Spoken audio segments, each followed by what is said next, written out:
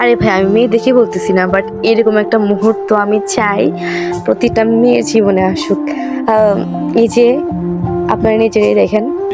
Will you be mine and fight with me until the end, until the day we die?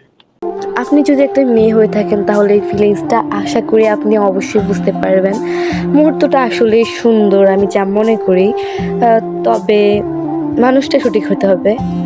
একটা ব্যাপার কি খেয়াল করছেন, first কিন্তু দুজনের ছিল, বাট লাস্টটা অনেক ভালো ছিল ওদের জন্য আর কি।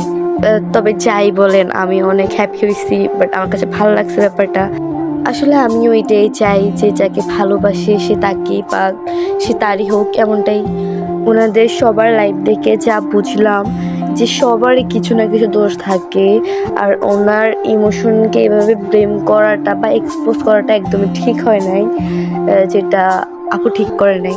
আমি বুঝতেছি একটা কথা আছে যে মানুষ মাত্রই ভুল।